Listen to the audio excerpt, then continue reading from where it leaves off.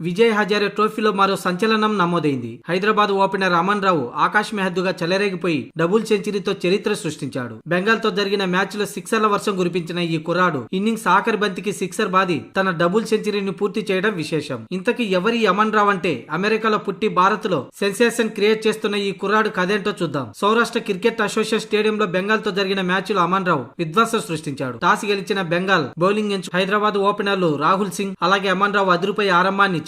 అమన్ మొదట నిలకడగా ఆడి 108 బంతుల్లో తన సెంచరీని పూర్తి చేశాడు. అయితే 100 పరుగులు దాటాక అమన్ విశ్వరూపం చూపించాడు. తర్వాత 100 పరుగుల్ని కేవలం 46 బంతుల్లోనే బాధేశాడు. ఆకాశ్ దీప్ వేసిన ఇన్నింగ్స్ ఆఖరి ఓవర్లో చివరి బంతికి అమన్ రావు 6 బాది తన డబుల్ సెంచరీని పూర్తి చేశాడు. మొత్తంగా 154 బంతుల్లో 200 పరుగులు చేసిన అమన్ రావు ఇన్నింగ్స్ లో 13 భారీ సిక్సర్లు 12 ఫోర్లు ఉన్నాయి. అమన్ రావు నేపథ్యం చాలా ఆసక్తికరంగా ఉంటుంది. అతను 2004 జూన్ 2వ తేదీన అమెరికాలోని విస్కాన్సిన్ రాష్ట్రంలోని మాడిసన్ నగరంలో జన్మించాడు. అమెరికాలో పుట్టిన అమన్ రావు హైదరాబాద్ లో పెరిగాడు. కరీంనగర్ జిల్లాలో అతడు మూలాలు ఉన్నాయి. ఇప్పుడు ఇక్కడ డొమెస్టిక్ క్రికెట్ లో పరుగుల సునామీ సృష్టిస్తున్నాడు. కేవలం 3 లిస్ట్ ఏ మ్యాచ్ల్లోనే 252 పరుగులు అలాగే 11 టీ20లో 301 పరుగులు చేసి తన సత్తా చాటాడు. అమన్ రావు టాలెంట్ ను ఐపీఎల్ ఫ్రాంచైజీలు ఇప్పుడే గుర్తించాయి. ఐపీఎల్ 2026 వేలంలో రాజస్థాన్ రాయల్స్ అతన్ని 30 లక్షల బేస్ ప్రైజ్ కి కొనుగోలు చేసింది. వేలంలో తక్కువ ధరకే దొరికిన వజ్రాన్ని రాజస్థాన్ ఎలా వాడుకుంటుందో చూడాలి. ప్రస్తుతం విజయ్ హజారే ట్రోఫీలో అతని ఫామ్ చూస్తుంటే ఐపీఎల్ లో కూడా అమన్ తన బ్యాట్ తో విధ్వంసం సృష్టించడం ఖాయంగా కనిపిస్తుంది. తిలక్ వర్మ కెప్టెన్స్ లో ఆడుతున్న అమన్ రావు భవిష్యత్తులో టీమిండియాలోకి ఎంట్రీ ఇచ్చినా